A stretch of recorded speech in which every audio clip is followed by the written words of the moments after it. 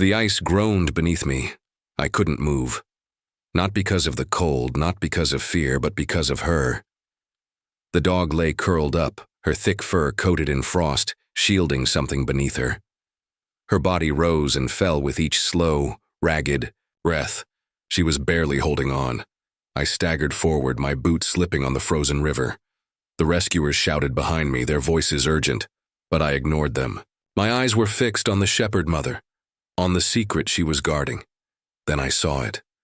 A small hand, tiny fingers curled against the ice, unmoving. My breath caught in my throat. This wasn't just a dog. This wasn't just another rescue. She had been protecting something, someone. The ice cracked louder beneath my weight. The rescuers were closer now, ropes ready, voices blending into the howling wind. But none of it mattered, not yet. I knelt beside the shepherd mother and slowly reached out. My fingers brushed against her fur. Warm, too warm, feverish. Her golden eyes flickered open, locking onto mine.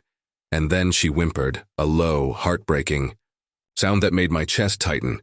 She wasn't just guarding. She was pleading. I swallowed hard and pressed my palm against the ice beside the small hand. My mind raced. How long had they been here? How had they survived this long? And the biggest question of all, whose child was this?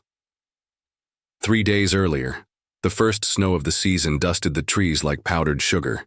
I inhaled the crisp air, my breath fogging in the late afternoon chill. My boots crunched over the frost-covered ground as I made my way to the small clearing behind my cabin. The dog was there again. I had seen her before, just a shadow between the trees, always watching. A German shepherd, her fur thick and matted, eyes golden and unblinking. She never came too close, never growled, never begged for food. She just watched. I set down the basket of firewood and crouched, keeping my movements slow. "You don't have to be scared," I said softly. The dog tilted her head, ears twitching, but didn't move closer. I reached into my pocket, pulled out a strip of dried meat, and placed it on the ground. For a moment, nothing happened. Then, with slow, deliberate steps, she approached, sniffed the offering, and took it gently between her teeth. Progress. I smiled, watching her retreat back into the tree line. I didn't know why, but something about her felt different. I had seen plenty of strays before. Dogs abandoned after hunting season, lost pets that never made it home. But this one wasn't lost. She had a purpose, and I had no idea what it was. That night, the wind howled through the trees, rattling the windows of my cabin. I stoked the fire, shaking off the uneasy feeling that had settled in my chest. I told myself it was nothing. Then I heard it. A low, mournful howl. I moved to the window and peered outside. The shepherd stood at the edge of the woods, her golden eyes locked onto mine. Her fur bristled against the cold, her breath visible in the frigid air. But something was different. She wasn't alone. A second shape huddled close to her side, small, frail, barely visible in the dim moonlight. I squinted, my heart stuttered. Not a pup. A child. I stumbled back from the window, my pulse hammering in. My ears. A child. I threw on my coat and grabbed my flashlight, barely remembering to shove my boots on before rushing outside. The cold bit into my skin as I crossed the yard, my breath coming fast. The shepherd stood motionless at the tree line, her golden eyes reflecting the beam of my flashlight. But the child, gone. I swept the light over the ground, my heart slamming against my ribs. Snow, paw prints, and smaller tracks beside them. "Hello?" I called into the trees. "Is someone out there?" No answer. The shepherd let out a low whine, shifting her weight anxiously. Her tail hung low, not in aggression, but urgency. She wanted me to follow. I hesitated. My cabin was miles from town, the nearest neighbor a good 20-minute drive away. No one should be out here, especially not a child. The wind howled through the trees, carrying with it a sound that sent ice down my spine, a soft, muffled cry. Swallowed hard. Then without another thought, I stepped into the woods. The forest was eerily silent, my footsteps muffled by the fresh snow. The shepherd moved ahead of me, her body low, glancing back every few steps to make sure I was following. Kept my flashlight trained on the ground, tracking the smaller footprints. They weaved through the trees, erratic, unsteady. Whoever they belonged to had been running. But from what? Branches cracked in the distance. I spun, my pulse spiking. Nothing. Just the trees swaying in the wind. Just the dark pressing in from all sides. The shepherd whined again and I turned back. She had stopped near the base of an old oak, sniffing at the roots. I stepped closer and felt the air leave my lungs. A tattered scarf was tangled in the branches. Small, pink. A child's scarf. I reached out, my fingers numb as I pulled it free. The fabric was damp, dusted with snow. But something else clung to it. Something dark.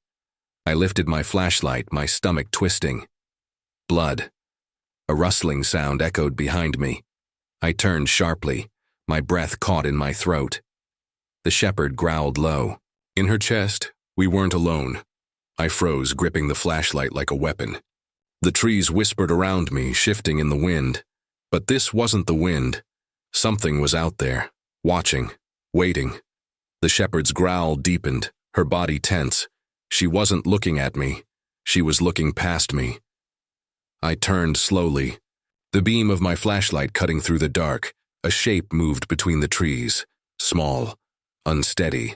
My breath hitched. A child. She stood just beyond the reach of the light, her frame trembling.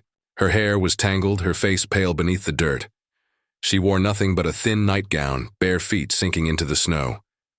"Hey," I breathed, lowering myself slightly. "It's okay. I won't hurt you." She didn't move.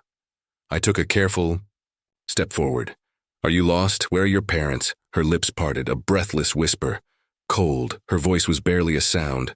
My chest tightened. "I know, sweetheart. I can take you somewhere warm. Come here." The shepherd let out a sharp bark. The child flinched. I reached out, and then she turned and bolted into the trees. "No!" I shouted, lunging after her. My boots slipped on my breath ragged as I chased her through the forest. The flashlight bounced wildly in my grip, shadows twisting around me. She was fast, too fast for someone so small.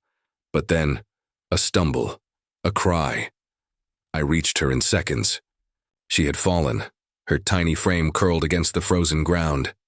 I dropped to my knees beside her, my fingers brushing her shoulder. "It's okay. I've got you." She didn't resist, didn't move. Her skin was ice cold. Panic surged through me. She needed warmth, shelter, fast. I scooped her into my arms, cradling her against my chest. The shepherd barked again, circling us. But I barely noticed. I had found her. She was safe now. At least that's what I thought. But then the child's head lolled against my shoulder, and she whispered something so faint I almost didn't hear it. "They don't want me to leave." The air around us went still, and behind me, a branch snapped. I wasn't the only one who had found her. I didn't turn around, couldn't. The child's whisper still echoed in my ears. "They don't want me to leave." The shepherd was growling again, low and guttural, her body rigid. She wasn't looking at the child. She was looking past me, at whatever had come for us. The air felt wrong, heavy, pressing in. I forced my body to move, tightening my grip on the child. My breath came fast, turning to mist in the freezing air. "We have to go," I whispered. The child shivered against me but didn't respond.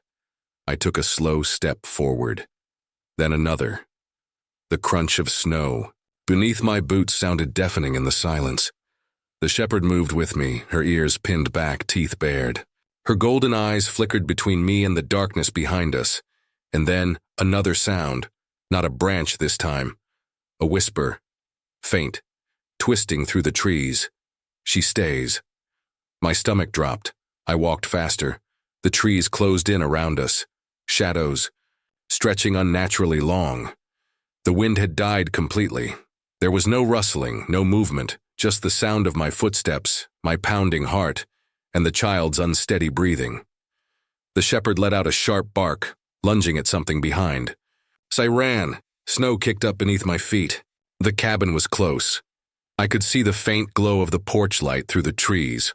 Almost there. Almost. Something grabbed me. Cold fingers wrapped around my wrist, yanking me backward. I twisted, nearly dropping the child. Nothing was there. Just darkness. But the feeling remained. A pressure, a force pulling me back. The child stirred in my arms. Her voice was softer this time. Distant. They're angry. I didn't stop running. Didn't think. I reached the clearing, stumbled onto the porch and threw the door open. The second we crossed the threshold, the air shifted. The weight lifted. The unseen hands let go. The shepherd darted in behind me and I kicked the door shut, bolting it. Silence. The child was limp in my arms, her breaths shallow.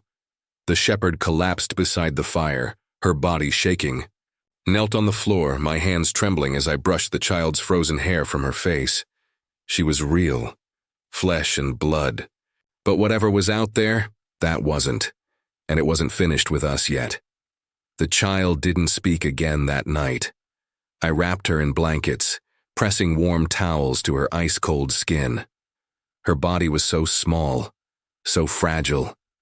She barely reacted, just lay there, breath shallow, eyes open but distant. The shepherd never left her side. She curled up beside the girl, pressing close, sharing what little warmth she had. Her golden eyes flickered between me and the door, ears twitching at every creak of the cabin. I didn't sleep. Couldn't. Something had touched me in the woods. Something unseen. And it wanted this girl. I needed answers. By morning, the storm had passed, leaving behind a world of frozen silence. The child finally stirred, her small fingers clutching at the blanket. Her lips were dry and cracked, her voice barely above a whisper. They're still out there. A chill ran through me. I forced my voice to stay steady. Who's out? There, her wide eyes met mine. The ones in the river. I went still. What river? She hesitated, as if saying it out loud would make them hear. The frozen one. I exhaled slowly. There was only one river near here, about 2 miles north, through the thickest part of the forest. It was frozen over this time of year, but no one went there, not anymore. I stood, grabbed my coat. I need to see it. The shepherd let out a low whine. The child's fingers twitched. They don't like visitors. I hesitated, but I had to know. The hike was brutal. The deeper I went, the more the trees seemed wrong, too still, too silent. By the time I reached the river, the sky had darkened, though it was only midday. And then I saw them. Footprints. Dozens of them circling the frozen riverbank. Small footprints, children's footprints. My pulse pounded. I stepped onto the ice carefully, my breath curling in the frigid air. The wind howled through the valley, and for a second, just a second, I swore I heard something beneath it, faint, muffled, whispers. The ice groaned beneath my weight. Then, a crack, a sudden violent shudder. I stumbled back, watching in horror as a dark shape shifted beneath the surface. Not a shadow, not an illusion. Something was under the ice and it was moving. I turned and ran, back at the cabin. I locked every door, every window, my breath still ragged. The child sat on the couch, knees drawn to her chest. The shepherd pressed protectively against her. I crouched in front of her, gripping the armrest. Tell me the truth. What happened to you? For a long time, she didn't answer. Then, in a voice so small it barely existed, she whispered, "They took me, but she found me." She rested a hand on the shepherd's head, fingers curling into her thick fur. My throat tightened. "Who took you?" I asked. The child's lips trembled. "They live under the ice." I swallowed hard. The realization settled like a weight in my chest. This wasn't just a lost child. She had escaped, and whatever had taken her was coming back. That night, I didn't sleep. Neither did the shepherd. She stayed by the door, ears twitching golden eyes locked on the darkened windows. Every so often she let out a low growl, deep, warning, protective. The child lay on the couch, wrapped in blankets, her breathing soft but steady. She still hadn't told me her name. I wasn't sure if she even remembered it. Outside, the wind screamed through the trees, but beneath it, something else, a whisper, a voice too faint to be real, too close to be the wind. Come back. The hair on my arms rose.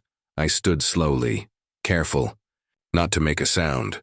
My boots barely made a noise against the wooden floor as I approached the window. The shepherd tensed beside me. I exhaled, lifted the curtain, and my stomach dropped. Footprints. Leading from the woods, stopping at my door, no sign of anyone, just the prints. Bare, small, children's footprints. I backed away, heart hammering. Then, a thud against the door, soft, gentle, like small hands pressing against the wood. The child stirred on the couch. They found me, she murmured. The shepherd's growl deepened. The door creaked. The air felt thick, heavy, pressing in. And then, a whisper, right against the doorframe. You took what belongs to us. I grabbed the child, holding her close, my heart slamming. Against my ribs, the whisper came again, closer, more insistent. She stays. The shepherd suddenly lunged, slamming into the door with a snarl. Silence. Not the kind of silence that meant something was gone, the kind that meant something was waiting. I held my breath. Slowly, I reached for the doorknob. But then, the child's small hand gripped my wrist. She shook her head, eyes wide with terror. Don't open it, she whispered. A long pause, then, the whisper outside turned into something else. A laugh. Soft. Amused and fading. I didn't sleep that night, and by morning, the footprints were gone, but we weren't safe. Not yet. Days passed, the child barely spoke. She clung to the shepherd, her small fingers buried in the dog's thick fur, like she was the only thing keeping her here, keeping her real. I didn't ask her for details. Not yet. I could see it in her eyes. Whatever had happened, whatever had taken her, still held pieces of her mind. Pieces she wasn't ready to give up, but she stayed, and so did the shepherd. I had started calling her mother. It felt right. She wasn't just a stray. She was something more. She had found the child, protected her. And even now, she wouldn't leave her side, like a mother guarding her lost pup. The storm had passed, but the silence in the woods hadn't lifted. I still felt it when I stepped outside, the sense of being watched, of something lingering just beyond the tree line. Waiting, but they didn't come back. Not yet. One evening, as I was boiling water for tea, the child finally spoke. She was sitting on the floor, her hand resting lightly on the shepherd's back. Your dog, she said softly. She saved me. I turned from the stove. She's not my dog, I said. She's yours. The child looked up at me, something unreadable in her pale eyes. She wasn't always. A chill ran through me. I sat across from her, heart pounding. What do you mean? The child swallowed hard. She was one of them, she whispered. Before, the cabin felt colder. The shepherd shifted beside her, ears flicking, but she didn't deny it. I gripped the table. Then why is she here? The child looked at me then. Truly looked at me. She changed, she said. She ran her fingers through the shepherd's fur. She chose me. I didn't know what to say. I only knew that the forest had lost something that night, and it wanted her back. Months passed. The child grew stronger. She laughed sometimes. She never spoke about the river again. But the shepherd still watched the tree line, still listened, still waited. And some nights, when the wind howled just right, I swore I could hear them, still whispering, still searching. But they would never find her. Not as long as Mother was here. Not as long as we never went back. Not as long as we never answered when they called. The frozen river keeps its secrets, and we were never meant to uncover them. What do you think is really out there, lurking beneath the ice? Do you believe the shepherd mother was always human, or something far more ancient? And what's next for the child who escaped the river's dark grasp? Let me know your theories in the comments below. And don't forget to share this story with those who love a good mystery. The woods are never truly silent.